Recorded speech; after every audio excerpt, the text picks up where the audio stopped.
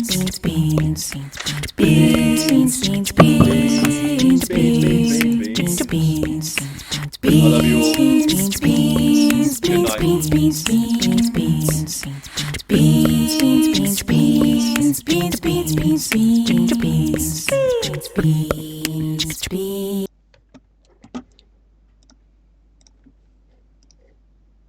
Oh my god. Beans are in chat? Oh my god.